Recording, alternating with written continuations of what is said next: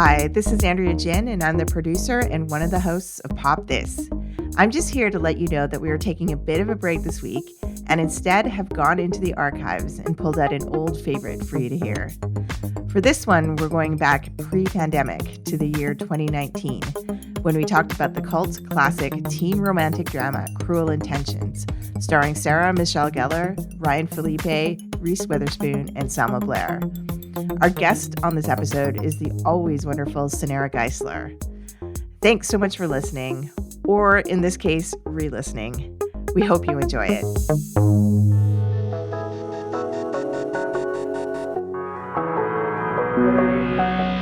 You're listening to Pop This, the podcast where two women talk about everything pop culture. Here are your hosts, Lisa Christiansen and Andrea Warner.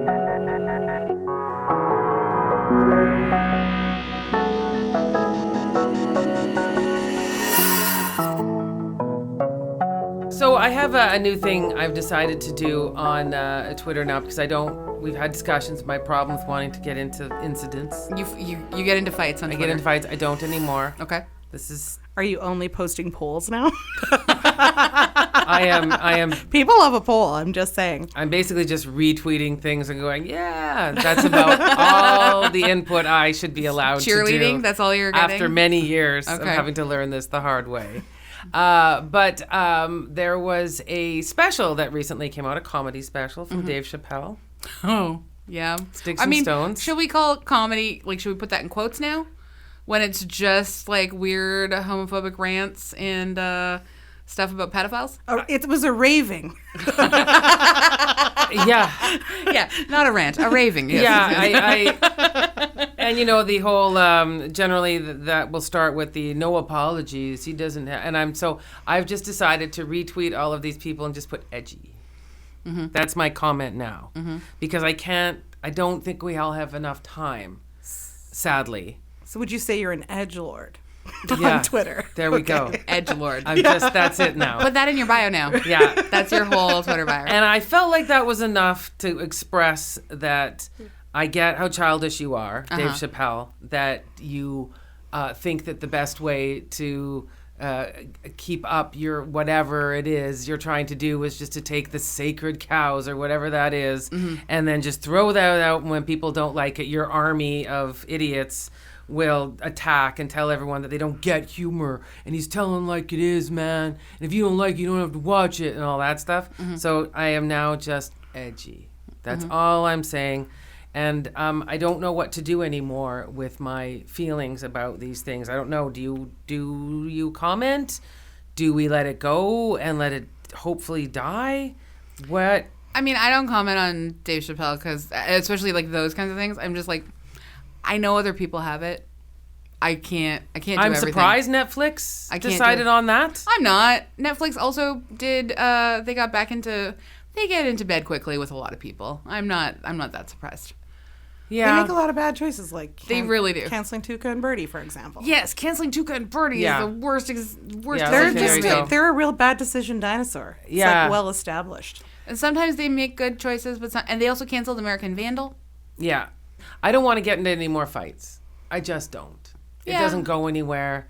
It gets me actually stressed and upset because one time I ended up in the Daily Mail.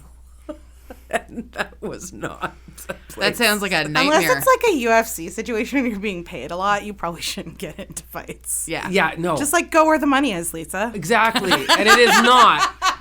It is not. Secure the purse, you know what I'm saying? Reminding sad men that their penises are small and it's not my fault. Yeah. Not my fault. Not your fault. And like I'm in Goodwill Hunting. It's not my fault. And I also not think, my fault. I also think like, I mean, the stuff that he's saying is so basic and so tired. That's it. And that's it, mostly, isn't it? And that's the thing. Like, I mean, most everyone knows it. Not everyone, but most everyone knows it. And I mean, there's a lot of other comedians who are also continuing the most basic and most tired approach of like homophobia or, pedophiles are funny or racism or whatever. Or defending Louis C.K. in your comedy routine. Or sexism or like that, rape is hilarious, like whatever. Like there's so many comedians doing so many terrible things, but they're also like awesome comedians doing great things. And I know there are. Yeah. And it is hard it's hard just to not want to at least make a statement that you're disappointed. I always think, and I granted it is tired, so it is almost not worth getting like super. But that's the thing. Like, I don't think it's worth. Like, I think one of the things, like, if you wanted to feel more like that, you have a more like active role in sort of countering that kind of thing, is like retweeting comedy specials from like Aparna. Yeah. Like, you know, like there's just so many great there are moments and great people. Put the rage energy into amplifying a thing you do. And that's what I've decided to do now. Yeah. I'm just not participating. Yeah. I was curious, though, after his special, putting the question to him that, because he talked about I watched a little bit of it where he talked about how it's a terrible time for celebrities. He's a victim now, just so you know. So many it's really scary to be a celebrity right now. That's what he said. So scary to be a man. I know. Yeah, and cancel culture, and that's not even really a thing. But he was bringing it up, and I thought, I wonder how he'd feel about it seemed sincere and heartfelt apology that Eddie Murphy put out in the 1990s after spending his early comedy specials saying horrible things about gay men with AIDS. Yep. Over and over. Like, for 3/4 of his comedy special was dedicated to that subject. Mm-hmm. And then to reach 1996, where he put out a very long apology about how sad he was what he did. He has friends that he's lost to the disease. Maybe he hadn't at the time. So, I mean, I would just be curious to know, with someone like Dave Chappelle, you can evolve. Yeah. You can see some mistakes you've made. You don't have to double down to make yourself more whatever it is you're doing. But I was just curious because I see Eddie Murphy is now going to be on Saturday Night Live after 35 years. Well, I mean, I think like someone like Eddie Murphy, like, at least he has apologized. Like, yes. And I just feel like, I don't know. I feel like cancel culture, I think, is actually like, it can be deeply effective. I think it comes from, and it came from so much of like these really incredible activists and pop culture critics and Black Twitter, and like the commentary was like, we don't have to put up with being further marginalized by people. Yeah. And so one of the people I saw tweeting about it today and about Dave Chappelle, Michael Arsenault, who's a writer, and he was talking about like just like Dave Chappelle's just really rich now. And, like, if you get to a certain point when you're super rich and you don't have to be connected to, like, people and humanity, these are the kinds of things that can happen. Mm-hmm. You're just insulated and defensive. Yeah. Like, I think about even on the left, right? Like, when Annie DeFranco was trying to have that, like, music retreat a little while ago. Oh, my God. And she put it on a plantation. Yeah, and it was like, it's going to be on a plantation. And then a bunch of people were like, we need you to rethink this. And then she got very defensive. But it, like, took time. I feel like it took 6 months. And she, like, got it. Like, she did some work and came back and was like, so that was really messed up that I tried to do that thing on a plantation, and I'm gonna work on that and educate myself. So I do think, like, yeah, you can. She's motivated, though, in part because her politics are already, you know what I mean, in line in that way. So it's like someone like Dave Chappelle who's like really dug in on being homophobic, like, I don't know, well, right? And Sarah I'm thinking also about Sarah Silverman, who's like, politics have been evolved since being blackface. Well, they've evolved since blackface, but when she gets called out for that blackface, her statement, in conversation, she's like, "Well, I feel like I've done enough work to have moved on to earn that, to get a pass," and that's like that. Yeah. That just shows she hasn't done the work. Yes. Because all she would have to do is just be like, "Yeah, I did a terrible thing and it was awful, and like, I'm going to continue to apologize for that until I'm blue in the face, and hopefully I will continue to make better, more informed choices going forward." Like, don't make it about how you've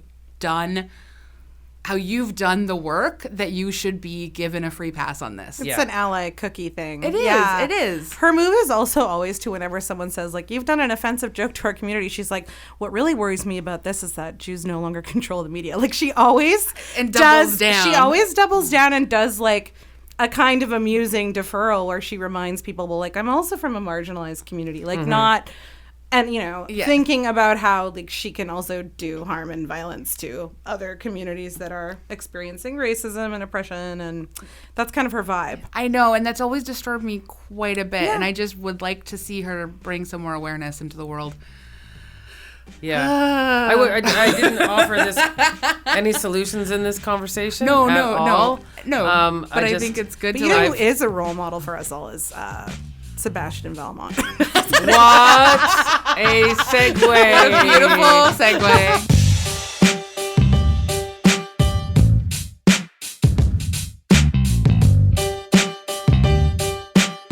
Beautiful. So good. Segue. Usually that falls to me. So thank you, Cynara. I really appreciate welcome. it. I really appreciate it. You're listening to Pop This. I'm Andrea Warner. And I'm Lisa Christiansen. And our wonderful guest today, return guest. Yes. I believe you now get all the sandwiches. Oh, yeah. I've earned 100 subs. 100 subs. Yeah. Free subs. Yeah. Cynara Giessler. Hi. Hi. Thank you for being here. We're so excited. Yes. Well, Lisa's like, no. It's not that she's excited to see you. Super hates what we're going to talk about. Oh, my yeah. God. Whenever I'm watching the movie, I text Andrea all the time. Oh, this is thrilling. I can't wait. When she was texting me yesterday, I was like, we're going to have some great arguments. Like, it's going to be good. Yeah. I love it. We're talking about cruel. I keep saying true confections, but it's cruel intentions. Isn't that the dessert shop? True confections? Every time I come on, we talk about dessert. I do have to say, it's just my energy. I bring that big dessert energy. Big dessert energy. Wherever I go. You do look like a lemon meringue. You do. Thanks. You do look you look like a great, like, have you ever had one of those cool lemon checkboard cakes? Oh, yes, I have. Yeah, There that's we go. exactly like Yeah. literally Thank you, what you yeah. look like. Yeah, it's great. Yeah. Cruel intentions. Mm-hmm. So this is This companion piece. companion if you will. piece. Yes, to our we've also The dangerous Les Dangerous Liaisons. Les liaisons dangereuses. Thank you. Ah, Thank oui, you. merci. That will have aired last week, and Yeah. this week, Cruel Intentions. That's right. So Stephen Schelling. Originally titled Cruel Inventions. Yes. Fun fact. Fun fact. Which one? Cruel Inventions. It was supposed to be. They shifted the title just ever so slightly to Cruel Oh. Intentions. Yeah, Intentions is better. It is Yes. much better. Yes, I think Yeah. so. Because cruelty is the point. Listen, is. In nothing this was year of invented in that 2019. movie. Nobody invented a single thing. No, that Just isn't entirely. No one was in a lab once, so Nope. We saw nothing. No beakers. No beakers at all. No assembly lines. There was No just textbooks, nothing. no robots, not No. a single robot. No. But yes, Stephen Schelling was our guest for Dangerous Liaisons. Cynara Giessler is our guest for Cruel Intentions. We're so excited. Yeah. Let me read your bio.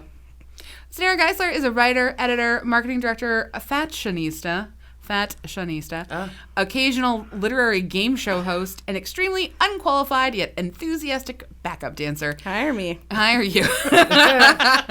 She has aggressively invited herself onto podcasts, including this one, Can't Lit, Secret Feminist Agenda, Retail Nightmares, and Fearless Rebel Radio. She co-hosted her own podcast, Fatties on Ice, is a podcast on fat, feminism, and media from 2010 to 2015. You really got there before us. Wow. Is it you? And I left before it became popular, which is my signature move. There's one line I wanted to add to my bio. Can I Please do that do now? it. Yeah. It's that I am covered in skin. Which is just, I wanted you all to know that. It's really important. Wow. Unexpected moment.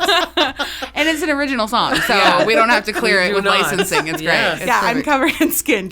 For the listener, I'm covered in skin. Just I so important. didn't think we needed to say that.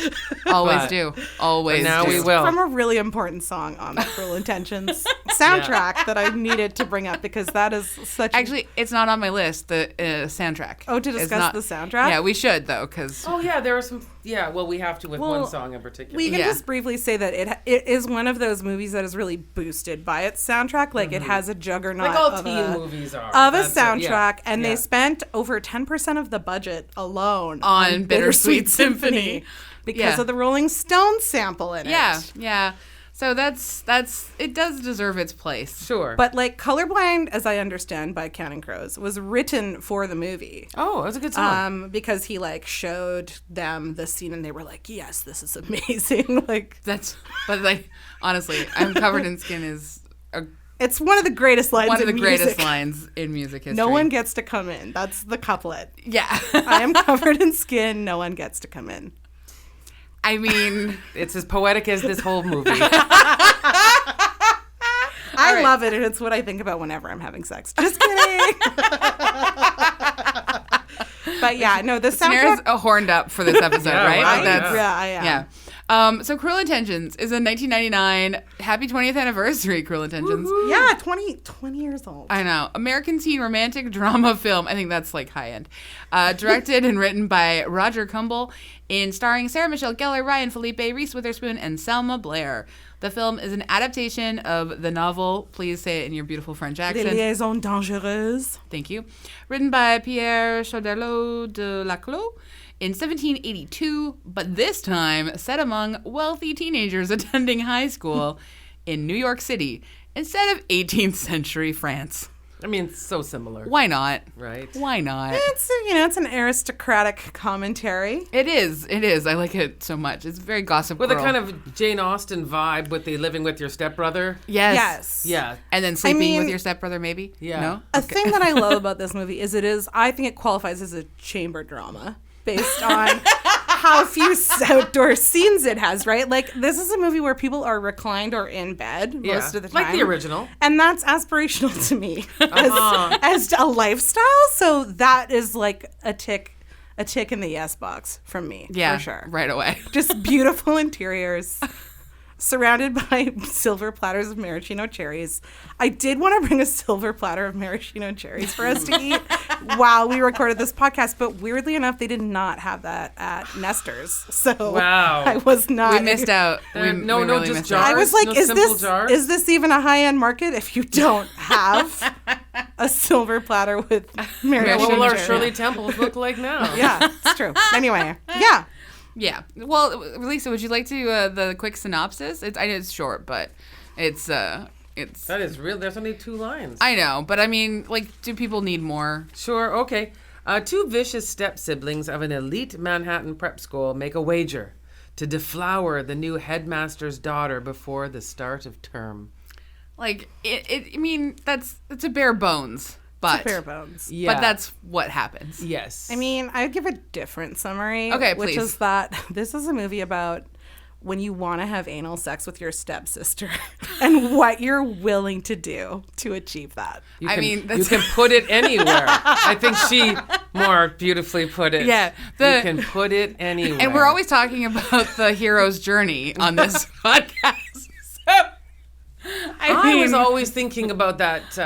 But imagine being 16 Yeah. when this came out, which was how old I was. I was this 20 in when this theaters. came out. So, Yeah, I mean, I could not technically see it in theaters. but you did. But I did. Yeah, for sure. Yeah, it was this is why I think, like, if you were born between probably, like, 80, 85, this is, like, a big movie for that reason because of the specific kind of, like, sexual nature of it. Yeah. And how it was a movie where you're, like, you would not want your parents to walk in on you watching it. Yeah. It's one of those.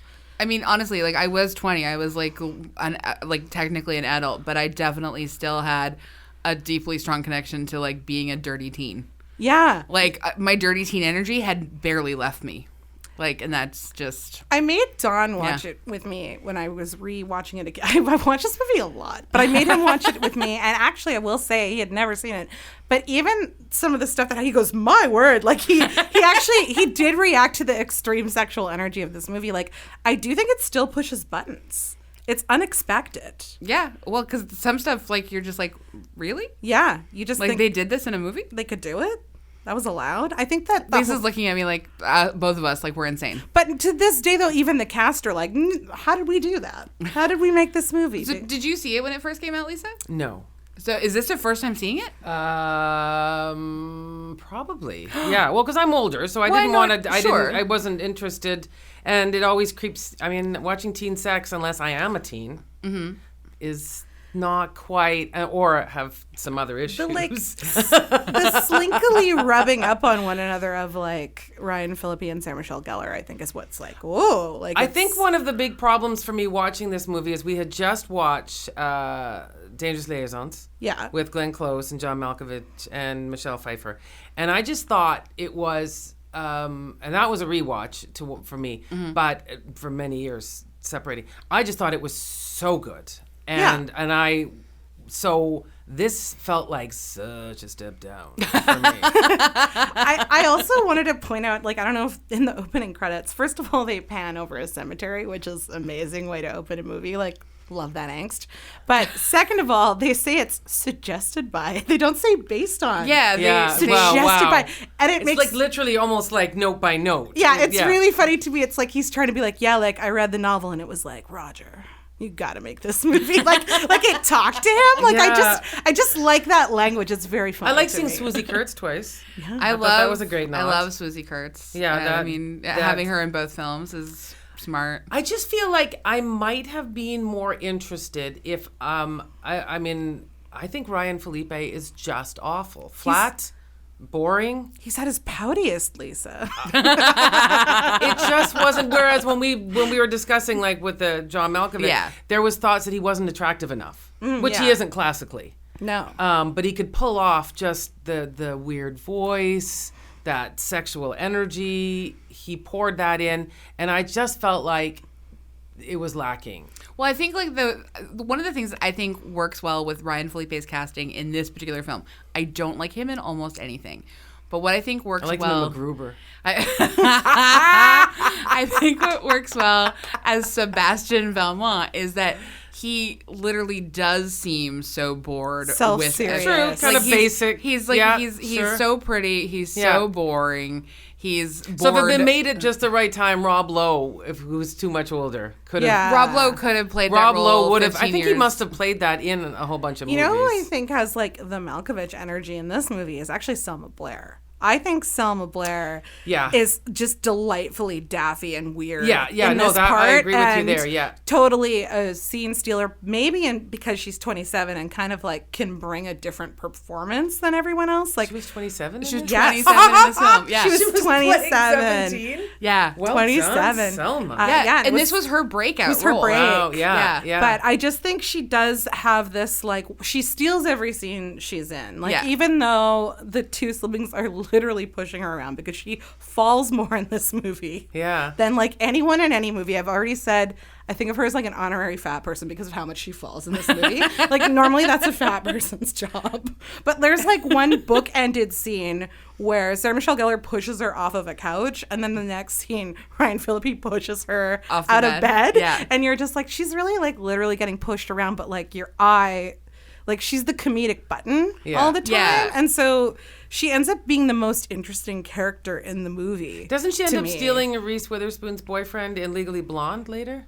She isn't. Well, she is. Yeah, she's in Legally Blonde later, and she doesn't steal him so much as like she ends up with Warner. Yeah. Okay. And then she's just like, oh, Warner's the worst. And then her and I just was trying to remember what a weird. Yeah. You never know what's going to happen in life. But just that cutaway to her when they're first talking about her where she's for some reason standing next to a waving pickle. Do you know what I'm talking about? Yes, it's like a waving pickle mascot at a fair, and she's wearing like a sailor outfit and holding an ice cream. She looks like she's 12. Which falls off of the cone, and the face she makes, like, it's just incredible. I'm like, the more that I watch the movie, the more that I'm just like, Selma Blair's a genius. She's in a whole other film, I think. That I was going to say. She really is in like a completely different movie. She's doing like a 30 screwball thing. Yes. Do you know what I mean? Yeah. Like it's incredible. And I feel like the writer director liked that because it sort of could detracts from like the blandness of the rest of this. Well, but also just like the dirty sex energy. Yeah. Like the thing is, like I understand that. I really understand it's not. I understand it's not dirty sex to you at that point, but honestly,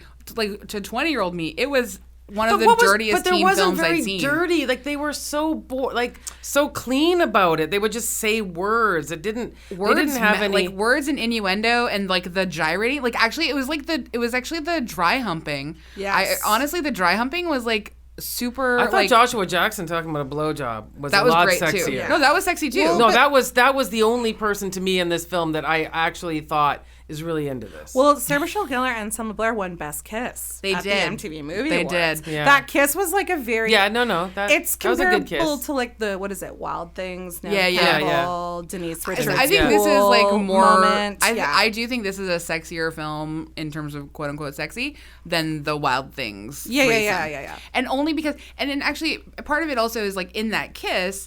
In the Selma Blair Sarah Michelle, it's very the spit. The spit. It's actually the spit. The iconic spit. The spit should have had its own trophy. To be honest, Sarah Michelle Gellar, Selma Blair, the spit between them. Best kiss. Everyone gets a trophy. Well, and I think I can totally see so I'm thinking of what the dirtiest film was that I had seen when I was like a real teenager, not 20, but like when I was like 14 or 15 or whatever. And even when I was like 9 and I saw Dirty Dancing for the first time, like I remember that being like, this is a hot movie. Like that was that was a real cementing for me that like. And that's when you fell in love with dance. It was. And Patrick Swayze confused me. He really What was he doing? We didn't have BDE as a term when we were teens, but like absolutely when you were a teen and you saw that movie, you knew Cruel Intentions, you know that it had that. Like you were like, whoa. Well, and I didn't know really like the idea of like step siblings. Oh yeah, like like that sort of like folk like that sort of taboo thing. Like it was just. Wasn't Clueless at least the same age as this?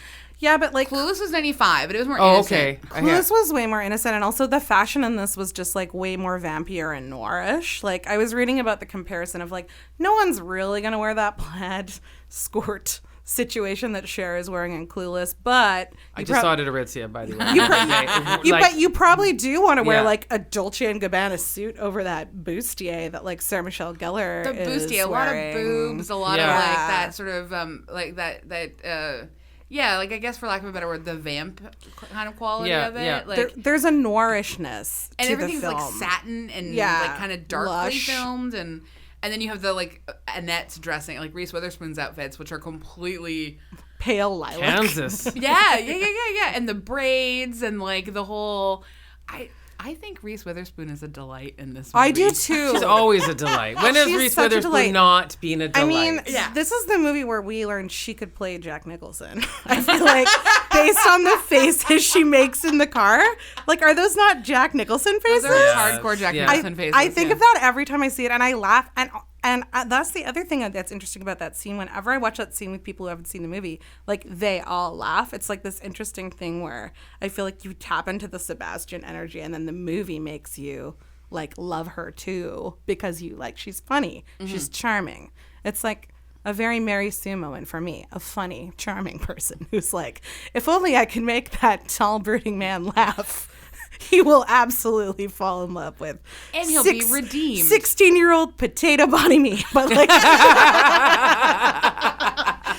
I think it's like coming at that movie at a very specific time maybe makes it operate in a nostalgic way more for you. But it definitely, like, it was rated R. Yeah. It like that was some pretty risque content. Well, especially when it's like rated R and its audience is for teens, but it's totally, you have to literally get your parents to take you. Yeah. Like it's like when it's rated R, you have to be 17 to see it. Or sneak in. I think I snuck in with my older cool girlfriends is what I did. Yeah, I can it felt, I mean, to be fair though, I remember like my sister and our friends renting like that Billy Zane film where he's on the cover of, oh my God, he's on the cover of this is like way back in the day, like when we were like 11. Billy Zane when he was super hot, and he was standing in like Excuse me. I know, sorry. Just when like before Titanic? Before Titanic. Okay. Like this is like 1989, 1990, and Billy Zane was in some film I can't remember, but I remember him being on the front of the box, in the like the VHS like cassette box, and we would like rent it from the video store across the street, and he's standing in a lake and he's like looking at you like he's gonna kill you but also have sex with you, and that was very powerful to all the 11 and 12-year-old girls that like come over to our house and watch this movie. Who were very confused and didn't know what that meant. Well, they didn't fully know, but they sort of also knew. Like you just, you can sort of feel that like thing, right? It had all these stars too. Like it had, Joshua Jackson, who's in Dawson's Creek at the time, which is like a huge show for, a 12-year-old or whatever. Yeah. You're always watching above your age, right? Yeah. And then it literally had a 17 magazine because Reese Witherspoon's character Annette writes that article about how I love to be abstinent till marriage that he is provoked by, but like that was a real issue of 17. Like, that was a real like Jennifer Love Hewitt still is cover. Yeah. I mean, taking those pledges and for sure. And so it really is like it has this marketing within the movie to like tell you who its audience is, which I think is like clever, and it makes it feel a little bit realistic. Which when you're young and you want to, and sex you haven't had sex, like the myth of sex is huge. Well, right? The myth of sex is... What you think it's going to be is like very different from probably how it's going to turn out. Well, if you think about like Beverly Hills 90210, that came out... What year did that come out? Like, I think I was 12, like 1992? Maybe? Yeah. Somewhere around there. So I was like 12 or 13 maybe when it came out. And it was like mostly grown-ups playing teenagers. And I remember like just like the sex, like the Brenda and Dylan, like they're kissing and like them when she has to decide whether she's gonna have sex or whatever, like just like I honestly will say I think very much from the age of 11 through I don't know till now I do have like a like sort of normal human obsession with sex, you know, like just in terms of thinking about it and like what it means and like and not just like on a physical like always want like not like on a. And I did say, like, 40 was going to be my horny year. Great, fine. I'm still embracing that because I'm still just in the midst of my 40th year. But, like, in terms of just sort of thinking about sex, just sort of, like, even, like, artistically, like, intellectually, and not even just on, like, a literal gratifying sort of fashion. But accepting that sex sort of, like, is everywhere. This... Beverly Hills 90210, like soap operas, this kind of movie, like these all sort of factored into so many weird things about like what my ideas of Hollywood sex was in my life. I was going to say like the one sex scene between Reese Witherspoon and Ryan Phillippe, which the movie like has to hinge on, right? Because you have to believe he's really fallen in love with her and he's changed. Whether or not we think that character is redeemable is another discussion. Like I actually think it's a very sweet sex scene overall. You know, Colorblind is playing that incredible song. But more so, it's that moment where he stops and goes, "Are you okay?" And she says, "Yes." Because it's like this very sweet moment in this very evil movie. And I'm like, it's like not bad for 1999. For a film that's filled with sexual coercion, homophobia, racism, and sort of like, you know, lots of non-great things, that moment of enthusiastic consent... What a delight. Consent. Yeah. Truly. I mean, that's as enthusiastic as like that movie was going to muster for sure. Yeah. But I just remember that really affecting me. Also, I have this like thing where I think one time some person to like be nice because I was crying on a rock or something was like, you look like Reese Witherspoon. So like that movie really ultimately like I just was like living through like I wanted forever. I wanted to believe that if I was like just good and had braids and maybe wore like a lilac sweater and made someone laugh. Just have a twin set. I would find nothing like a twin set. Beautiful, sexy time. So yeah. It has that. It has that. It for does it. have that too. I'm curious. So, like in terms of coming to this movie, not when you are either 15 or 20, but watching it in 2019. Yeah. On a level of like 1 to 10, how disturbing did you feel? How disturbed by it did you feel, Lisa? Oh, I didn't feel disturbed by it at all. And the thing that I thought was just kind of disappointing about it was that Dangerous Liaisons, when we were watching it, we had a big discussion about Glenn Close and her big scene about explaining how she became this way. Her speech. Yeah. She was poor. Yeah. It would have been awful to be poor in 18th century France. Like, unbearable. I mean, it's amazing now. Just kidding. Yeah. Now it's so fun. But, I mean, the things she must have seen and must have done to get there. Yeah. So for her, these games, it wasn't just about being fun. It was literally how she stayed alive. It's social manipulation. Yeah. Like, that's very clear. She's like, I'm ignored, and so I listen to what people say, and I've learned how to maneuver. That's all she has. Yeah. Otherwise, she's poor again. And that's got to be bad. Yeah. So for me, there were no stakes in this movie at all. And I understand. I've read the Reese Witherspoon comment. Oh, sorry, Sarah Michelle Gellar about how she wanted to make her a sex positive. I couldn't understand where this anger or her frustration came from. And at the very end, when everyone has seen her diary, big deal. She's 18. She's going to live through this. This is not going to affect her life at all. Like, she is going to come through this. She's a rich person already. She's well connected. this will blow over. It's not going to blow over for Glenn Close. Maybe. I mean, I don't know if it would blow over though, because in like the wealthy circles that she's running in, her reputation is actually the only thing that's at Donald stake. Trump, 2 words for you there. I mean, people now. who are wealthy, no, always. It blows over for. But she's insulated from many things. She can go to a different school. Her parents will find her another place to go. So there's no stakes to me in this movie at all. Well, I think what we're supposed to take away is that the stakes are a woman's reputation. Always. But that's what I'm saying. It doesn't work for high school to me. Like, I get all of that. It's just that to me doesn't translate. It's supposed to feel like, because high school has like It those feels intensity. like that. Yes, it does. And that's what you said to me as an adult watching. Yeah. I'm going, you're going to be fine. Yeah, like of course. Yeah. And Sebastian being irredeemable. He's, again, like, he's 17 or 18 years old, right? I mean, I don't know what's going to happen to him, but I have a feeling that I've seen, that this isn't. Well, I mean, spoilers, he's dead. He does die. No, I knew Nothing's that. gonna happen to But him. I mean, the fact that he had to die. I mean, he had to die because it doesn't make sense. I mean, I get it. He's definitely shed up in the angels. Yeah, I mean, he has to. That's what he's doing. In the original story, he dies, but it made no sense in this. To kill a 17-year-old is like, oh my God. Like, I see. I liked it when he died. Well, it wasn't. Did that make him more sympathetic to No, you? because that's the thing. Like, I don't. It looks stupid. It was a stupid death. It's a stupid death. It was a stupid death. A truly stupid death. Why would she run out onto the street? Where are they on the bike path? I mean, it didn't make any. I don't know. It just. It's New York. It's Central Park. People are dying all the time. I just like killing a teenage boy to me is very tragic. Oh, but in this story, we're treating them as if they're like 40 or something. Yeah, but that's by design. Like, and that's why this movie feels so awkward tone-wise to me, because Sarah Michelle Gellar is coming out all vampy and I'm just.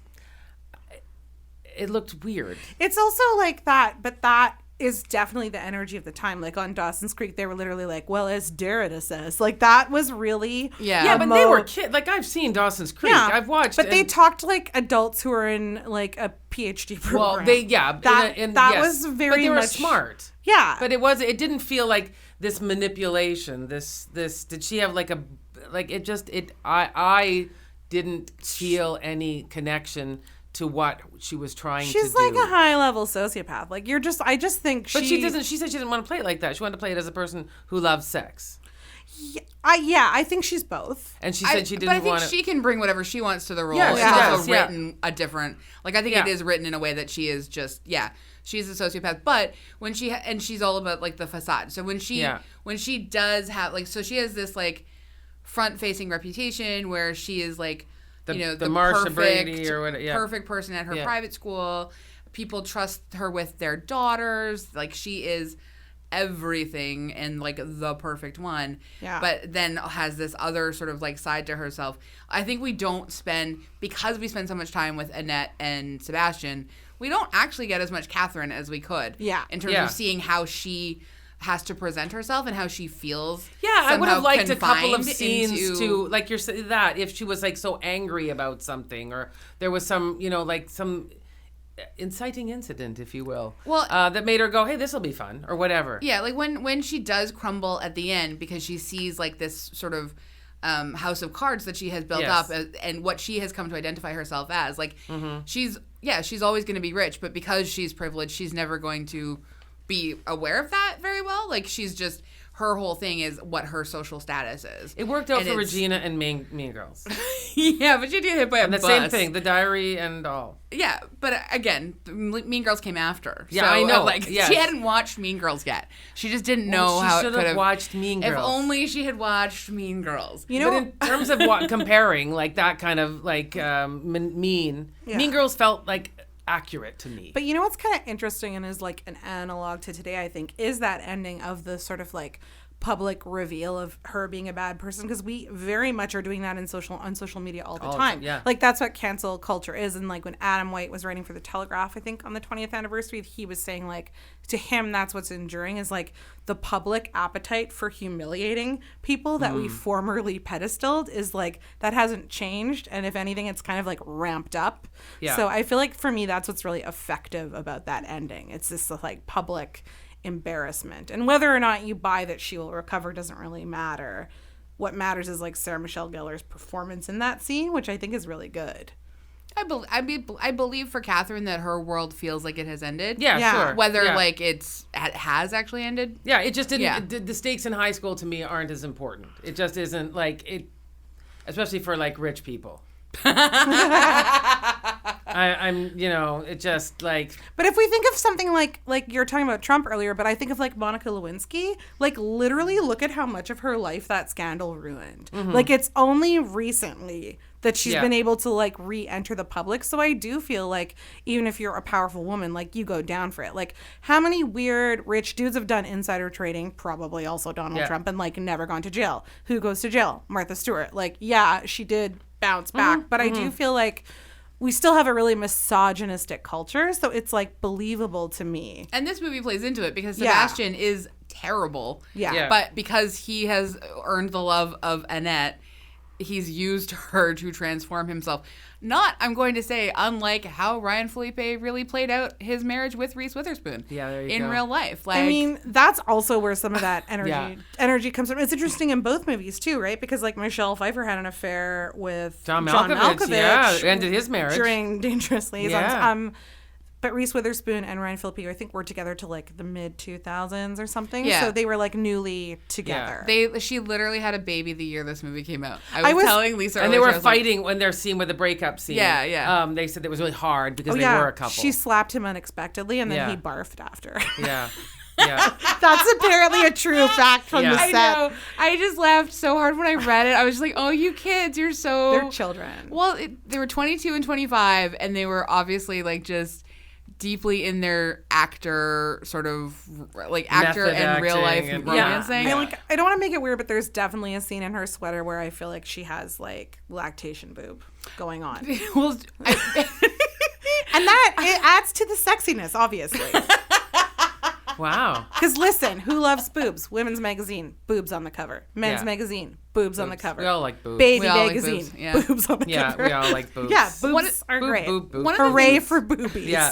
Am I right? One of the things that I thought was super interesting, and the difference between like Annette's character versus Michelle Pfeiffer, Reese's character versus Michelle Pfeiffer's character, and Michelle Pfeiffer's character, I really could not. Oh, it's a rough character to watch. I could not really care about that character that much. Tough. Yeah, it was tough. Michelle Pfeiffer's character is she's Madame. So we're thinking of Uma Thurman. I'm not talking about Uma. I'm talking about Reese Witherspoon's character versus Michelle Pfeiffer's character. Okay, got it. Is just Michelle Pfeiffer's character is just her piety is her identity. Yeah. And I love the fact that Reese Witherspoon read that role and was like, no.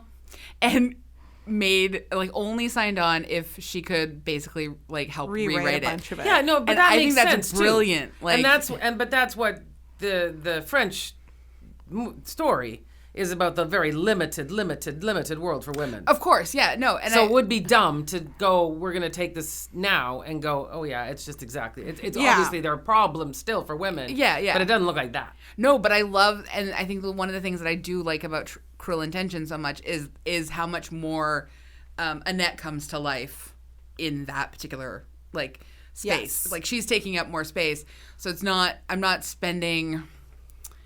Even though like Dangerous Liaisons has these like incredible roles for like these three women, like I feel like John Malkovich is still the character. Like his performance is the one that we sort of end up focusing on so much because he's the one going between these three women. Yes. Yeah. In this movie, I felt like it was much more of like an actual triangle where everyone had their own moment. Mm-hmm. And we know that Reese's character Annette has interests. We see her reading. Yeah. We see her moisturizing quite a lot. So Michelle Pfeiffer cutting roses in the garden doesn't really... I mean, yeah, okay, she's interested in horticulture. Yeah, I'll give you that. I'll give you that. Right. But no, I just feel like I did not learn the lesson of moisturizing from that movie, and I wish I had. 20 years later, Reese that is... Witherspoon was trying to tell us to like rub some moisturizer on those elbows yes. before bed, and you know. Honestly, I think actually there was a whole skin softening thing because when in the oral history, when Sarah Michelle Gellar is like, I could have kissed Selma Blair all day because I have very sensitive skin and her skin's so soft. And it just felt great. And then Selma Blair told Selma Blair that her tongue was like a Goliath. Selma Blair's mom told her that her tongue was a Goliath. Her mom was like, that delicate woman, and you just shove that giant tongue in there. And I was like, that's incredible review from your mom watching your movie. Just the best. Selma Blair's made mom. me laugh Tongue so shaming her daughter. Yeah, it Harsh. made me laugh so hard.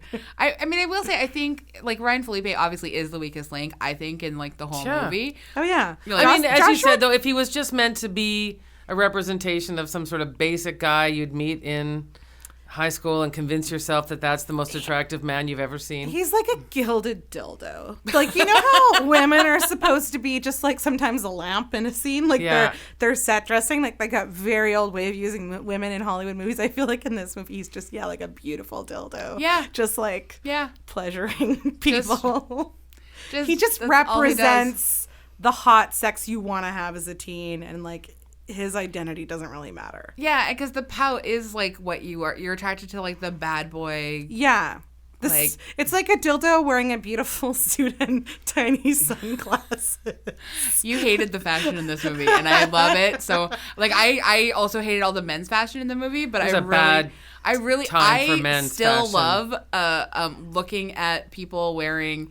I love it when late 90s fashion comes back into like the flow. Slip dresses, slip dresses, and a sort of like a satin corset. Yeah, love it. Very oddly like cheap polyester though. Twig lipstick. Yeah, gotta get that brown lipstick. and slightly shiny. Yes. It is a dewier look. I feel like that's what my skin likes to do naturally, so I like love it when a dewier look comes back, especially now that I feel like I'm just perimenopausal and if we made it again, I would just like it to be in that less dull rich people house look.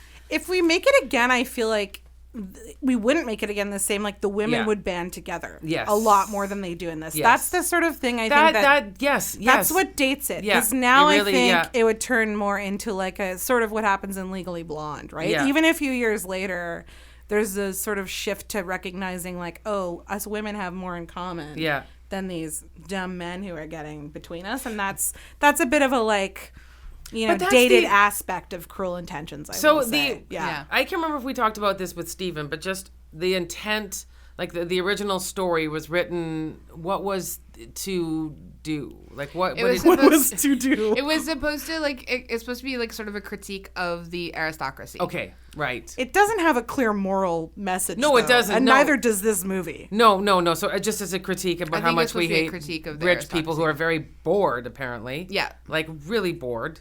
All they do is screw around, screw each other. Yeah, exactly. What's so great about the rich, right? Like, I think that's kind of what it's So in that way, this one fulfills that same obligation. Yeah. I guess I just felt that it didn't do it as well, and it didn't really advance too many things for me. It didn't. I think the one thing it did for me was it gave us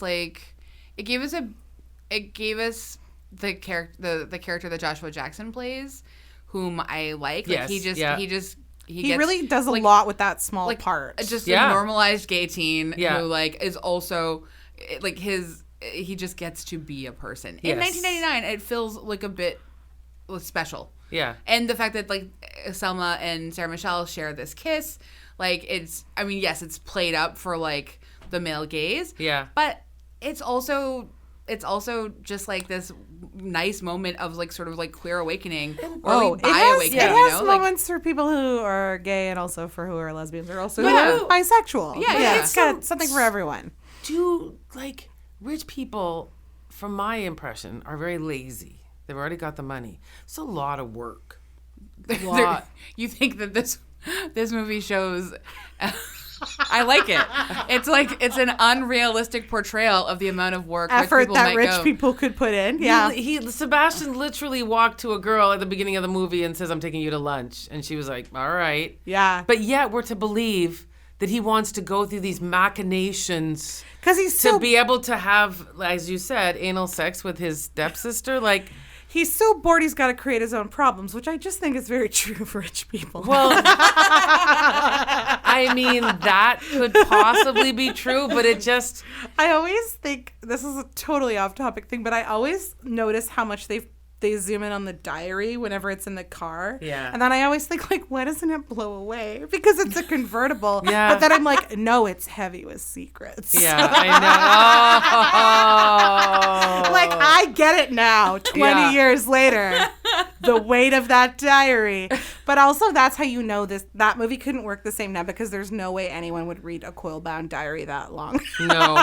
But I guess teens would be like, TLDR. Like, no one would. I guess the next wave it. or incarnation is probably Gossip Girl, which this felt like. Yeah. Well, A lot like to me. Yeah, they tried to have a show of this, right? Which Yeah. didn't go anywhere. And I definitely think Gossip Girl kind of bit on this formula. Yeah, like, for sure. proves that, like, rich people being cruel Yeah. to each other in sumptuous, beautiful interiors. Yeah. It's very watchable. Attractive girls in the latest fashions. But they gave, like, people more tragic backstories. Like, I think we're supposed to think, like, Chuck Bass has a hard time, right? Yeah. I guess. Yeah. Like, his daddy doesn't love him. I haven't watched enough Gossip Girl. I'm just guessing. Yeah, I haven't. I honestly only watched maybe a season of Gossip Girl. Yeah, they were all tragic. But then there was the voiceover, what you were saying, like XOXO. diaries, right? There was I know that there was part. there was a knowledge of what was going on all the Yeah. time, kind of like a diary. The form. omniscient sort of, yeah. Yeah, well, Voiced by Kristen Bell. yeah. I know. But what was it? And so, but she was the one watching it all and keep documenting it, though, wasn't she? Isn't that the No, whole... it turns out it's Dan.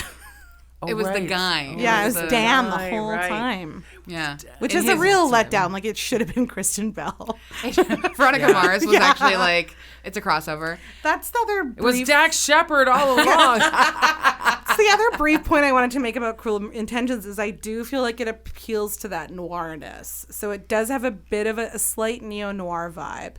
In that there's no character that you really want to root for, and they're all kind of bad. Like, even Ronald, who you see, like, Christine Baranski be a dick to. When she's like, I got you off the streets, he's like, I live at 59th and Park. Yeah, or yeah, whatever. yeah. That's a great line. Yeah. And then he then hooks up with, why can't I think of Sarah her name? Michelle. Catherine. Catherine, Yeah. yeah. So, like, Yeah. you're just like, do we root for him? Like, the movie definitely wants you to be like, none of these people are good. And Not then Annette? Annette is good, but Annette's kind of boring, right? So it does that interesting thing of, I think, like, the most interesting characters are kind of terrible. So that's kind of the nice thing about noir usually, is it kind of gives you permission to be a bit naughty. Yeah. And I feel like that is a little bit what's going on in this movie. I'm not going to say it's a perfect noir. Yeah. It's not, but it does have a murder and a lot of sex in it. Yeah, Yeah. it wants you And to... a femme fatale, for sure. Well, a femme fatale for sure. And it wants you to feel complicit in some, like, you know, bad behavior. Yes. Yes. You're like, oh, Cecile's being coerced, but I think she did that upside down headstand showing her underwear, so I guess she likes it. Like, it's weird. It's very But in terms weird. of what Sarah Michelle Gellar wanted to do, or anyone wanted to do, which was to show sort of another side of teens or anything, what they just ended up showing was the same thing. You're shamed if you have sex. Yeah. Like, it's a bad thing still. Yeah. But I think that they wanted to say that, like, why? I think they did ultimately want to be like, why is she shamed for sex? Yeah. Like, she has done all of these terrible things, but the thing that she'll be known for is that she had sex. Like, that's, Yeah, I think that's what and so that I think does work ultimately. Yeah, like, is if that- sex was available to her and she could just be, like, popular but also having a bunch of sex, she would choose that option. But that's But, like, not. Sebastian was openly having sex with literally everyone, and everyone was, like, cool with that. She had to, like, keep her sex life on the down low, and her cocaine habit in her cross necklace. You know, like, she was... And again, Which we also, don't I kind of feel as a 17-year-old, you probably should do. keep your cocaine Yes. in a cross necklace. necklace? 100%. Yeah. Honestly, I feel like the equivalent when I was in school was, like, the highlighter, where it looks like a highlighter, but, like, it's a secret weed pipe. Oh, yes, there you go. Highlighter. Yeah. I Yeah. didn't have an elegant cocaine cross, but... It's an expensive habit, too, if you don't have money. Yeah. You gotta get a dealer. Yeah, it's a yeah. lot. I a wonder lot. if you could buy that cross. Like, you know when they have, like, movie auctions? Oh, Oh I'm my sure. God. Oh my God, Sure. people would pay good money for that. Yeah, probably. I actually hope Sarah Michelle just kept it. I kind of do too. Yeah, like, I feel like she deserves it. That's Deserves it even it. has like a little tiny spoon on it. Like, Yeah. it's a No, beautifully it's a really designed smart- prop. Yeah, like, it's a really smart They spent some money on wardrobe in that movie. Like the wardrobe. I didn't see it in the men's clothes, but I felt like I saw it in the satin of the women's. They were definitely wearing like Prada and stuff. Were they? It's just a bad cut. Well, like the turtlenecks and stuff. Yeah, I was reading about this because Vogue did like an article about how like the movie was such a fashion milestone. Wow. Yeah. So that was that. I know you don't like it now, but like that was definitely, they were wearing high-end clothing. Wow. They all were. It looks so cheap. It does. Everybody looks so but cheap. The men, I think, look cheap. I think the women look good. Yeah. Yeah. Yeah, I mean, I just think it's like that's what men's suiting was doing at the time. Yeah, it was just very boxy. Boxy. It's so boxy. I really like a tailored suit now. Yeah, I know. I like the sort of like cleaner, closer cut of suits now. Yeah. Yeah. It pleases me a lot. I think, but I think the wardrobe person deserves credit because I do feel like she really told a visual story in that movie. I feel like a ton of people left that movie going out and buying as close as they could to like what Sarah Michelle Gellar was wearing. I was like, I really need a koala shirt. Just kidding. That was and a sailor I really outfit. like your shirt. When they introduced her that quote, that's an incredible. I wondered if that was like an ad lib of her being like, my dad took me to Australia. Like, it's so funny. Yeah. It's great. But I do 100% agree she was in a different movie, and I wish she would get in that one. Really? Well, just get her own spin-off? Yeah, Cecile! yeah. Oh my god, Cecile's like sort of like innocent sexual adventures all over New York. Yeah, that would be a just Madcap Cecile. That would be so good. And I mean, bless Selma Blair, she's so great. Yeah, so great. Yeah, and quite a story right now for her. Yeah. Just a screwball lady screwing whoever she wants. That would be Cecile. I like that. You wrote the tagline for the film. I already can see the montage at the beginning, and I'm liking it very, very much. And the poster is definitely her, like with that pickle from the beginning. Yeah, 100%. Okay, so I still think the movie pops. Cynara? Yeah, it's pops for me. Yeah, it's no pops. No pops for you. No pops. I'd say watch the original or some Gossip Girl. Those are my thoughts. A harsh assessment from Lisa Christiansen. Or just go back and watch Clueless if you like watching, Step siblings. or Mean Girls. I feel like, but what if, so did you read like V.C. Andrews when you were in middle school? Mm-hmm. Like to me though, that's the other thing that this movie had going for it is I like probably a few years before read like the Dollenganger series, and it picks up on that like taboo stuff we were talking about, like Flowers in the Attic. Oh my gosh. Every person in middle school was like, have you read Flowers in the Attic? Because like, I mean, I think that little bit of incest implication. But it's not incest if they're step siblings. No, they're step siblings, but it's still kind of there though, right? I mean, it's taboo. But I think what you mean is they liked that. Yeah. That was the part that was bringing a lot of that tension. Kids and teens. Yeah. I mean, and also adults are perverted. Like there is a sort of like excitement in knowing you're being part of something perverse. I think this movie brought a little bit. There's like that slightest hint of BDSM also when he's like in the drawer under the bed. Oh yeah, because he's wearing the little outfit, the feather, and he's got a collar. Yeah, those little bikini briefs. He's got tiny little briefs. Yeah, that was. So there's just those little things, right? Yeah. I mean, that is a vision.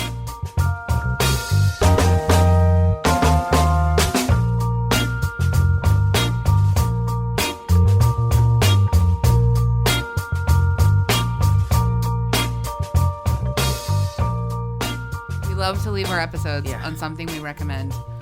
As our treasured guest, Cynara, would you like to go first? Yeah, I'm going to recommend another podcast. Is that cool? That's okay. I mean, I guess. When I'm not listening to Pop This 10 times per episode. Yes, thank you. I am listening to You Must Remember This. Yeah. And I actually hadn't listened to the whole thing, and I've gone back, and I just like really appreciate that podcast. It's really good quality. Even the episodes that she taped, 5 years ago, to me, still so much work. Feel fresh. Yeah. She just does a lot of research. Yeah, she does. Straight along with great work. Yeah. Super love those episodes. The Mia Farrow episodes especially are just bananas, and everyone should listen to them. Do you follow Mia Farrow on Instagram? No, I probably should. Should I? Oh my goodness. I feel what? Won't it be upsetting? How? I don't know. I just feel like she's had a really bonkers time. She has, but she also celebrates it. So it'll just be all of a sudden a picture. Here's a picture of Frank and I that Roddy McDowell took. And I'm like, that is the coolest sentence that anyone has ever been able to write. That's true. Like, she's lived a lot of life. I think that she was really in love with Frank, and I think I got that from the podcast. Yeah. And I get that from she posts pictures of him constantly. Yeah. Interesting. Yeah. Mia Farrow episodes are amazing, and so is the episode on Audrey Hepburn. I did not expect to be like as on side to Audrey Hepburn as I was by the end of it. Oh. Yeah. Cool. Yeah. I mean, we know we love You Must Remember This. Yeah, and Jane Fonda and Gene so Seberg happy was that great. I'm Charles Manson's series all the way. But the Jane and Gene one, did you hear that Oh, one? yeah. Did you like that? I'm not all the way through, so I'm okay, just like doing my big Yeah. listen now. But I'm absolutely loving that, and Yeah. it's been great. And I also have a book recommendation, Ooh. which is Mariko Tamaki's new graphic Nice. novel. Lordine Keeps Breaking Up With Me. It's really good. That's great. It's a great graphic novel about like when you are in love with someone who's just like not good for you and doesn't treat you right. And I feel like whether you're a teen or an adult, you've probably had one of those. Sure. Yep. And it just like handles it in a gentle but also really realistic way. That's so lovely. Yeah. All right. We'll take your 2 recommendations. Yeah. Wow. I don't think we've ever had 2 recommendations. Oh, I know. I'm just getting aggressive. I'm getting aggressive now. Lisa, tell me what you want to tell us Well, about. I have to say that I'm embarrassed because I already told you this, that I had not watched The Marvelous Mrs. Maisel. Oh, yeah, that's right. And I that's don't know exciting. why. It was like one of those, you know how you say how you have certain things that you put off because you know it's going to be great, but you need it for the right time? Yep. I've just gone through a real spurt of a lot of depressing shows and podcasts about murder, which are all really good. Sure. But I was so pleased to finally just say, this is it. I am digging in, and it's wonderful. Yay. And I know we'll have to do that one day. Oh, 100%. Yeah, for sure. Yeah. Yeah. I'm so excited for both of your recommendations. Like, I mean, they're all things I love. Except I haven't read the book yet, and I really want to do that. I'm going to recommend an oldie but a goodie podcast, and it's because one of their new episodes is maybe one of the most hilarious things I've ever heard from them in my life. So How Did This Get Made? Did a live taping episode of Drop Dead Fred. It's already Which really funny. I have not seen since I was a teen, if not Which a is- child. which Marissa Tomei, right? Sorry? Isn't Marissa Tomei in that? I don't remember. It's Phoebe Bridges Oh, okay. and her Phoebe Bridges, Phoebe Cates. Phoebe Cates. Excuse me, Phoebe Bridges. Jeez. The singer is She's Sorry. doing a remake. She's doing a remake of Drop Dead Fred. Phoebe Cates, excuse me, and her imaginary friend who's a grown man who with an English accent who's very Oh my gosh, I haven't thought about wild. that movie in so long. So I have not seen this movie in forever. I barely remember anything. I know my sister loved this movie so much. So anyways, their guest is Casey Wilson, who is June Diane. Oh, I love Casey Wilson. Yeah, and June Diane Raphael is her best friend. They're Right. best friends. And so it ends up with June and Jason on one side and Casey and Paul on another side. Oh. And they have this like epic whole episode long fight about the meaning and the experience of Drop Dead Fred. Oh. It's fantastic. I can't wait. I love it so much. Yeah. And then I'm going to double up too. If you want more of June and Casey's, June Diane and Casey's sort of camaraderie, they are the guests on an episode of Best Friends podcast with Nicole and Nicole Byer and Sashir Zabena. And she does occasionally show up on Bitch Sesh, which is one of my favorite Housewife Rundowns podcasts. So, yeah. Anyway, June Diane Raphael and Casey Wilson, I just love them so much. Yes. And I love Jason Sudeikis and Paul Fine, whatever. Anyway, How Did This Get Made? It's episode 219. Go enjoy. Jason Sudeikis? No, not Jason Sudeikis. Yes. Jason Mantzoukas. Yeah. Did I say Jason Sudeikis? That's what I thought I heard. What did you hear? Yeah, you did say that, but I was into it. Jason Mantzoukas. You know Sorry. what Jason Sudeikis looks like? Jason Sudeikis, I mean, he's Fred fine. McMurray. It's weird. He's fine. Oh, yeah. Who? Yeah, you're right. The famous noir actor Fred McMurray, like Jason Sudeikis looks so much like him that he should definitely remake Fred McMurray films. But Jason Man's actually legitimately sexually attracted to. Okay, great. Just wanted to be clear about that. Wow, okay. Okay, well, by the way, his appearance on Bitch Sesh, as someone who'd never seen Vanderpump Rules, just cold. we want you to watch one episode and then come in here and talk about it. Is probably one of the things that I've embarrassed myself out loud laughing at in public. So he's so good. He is. Anyway, he's really grown on this podcast. Like his stance as a human has evolved. Wasn't the It's movie wonderful. didn't we see him in Mother's Day? I'm sure he's in one of those ones. Yeah. Oh, anyway. Okay. Thank you so much, Cynara. If people want to follow you, where should they come find you? Yeah, like I write jokes on Twitter, so follow me there. Yeah. Cynara G. Cynaragee. Perfect. Yeah. Thank you. Thank you so much for joining us. Really looking forward to you getting your sub. I hope we're going for subs right now. Another stamp I there. was promised. We're going to have to give you a free card, a new one now. It's ridiculous. Also, Send subs, everybody. And you can hang out with us on Instagram, Facebook, on Twitter. You could rate and review us 5 stars on iTunes. Yay. Only 5 stars. Only 5 stars. Only 5 stars. I was listening to a podcast and they read out the reviews. So you know what? I think that's something we should maybe do. So, we did it once or twice, like back in the very beginning. Yeah, so let's do this again. All right, fine. Should have your guests do dramatic readings. I would love that. Yeah, that's great. We'll start next time. Exactly. We recorded at the Vancouver Public Library. Andrea Gin is our producer. Thanks for coming all the time. It's really nice. Coming into our ear. Yeah. Coming all the time. That's what I do when I watch Cruel Intentions. I guess maybe it got into my head a bit more than I thought. Ryan, where are you? Ryan? Sebastian Ryan? If you're having sex with Sebastian, can you call him Ryan? Do you call him Ryan Sebastian? I mean, he doesn't care. He doesn't care. No. Yeah. Bye.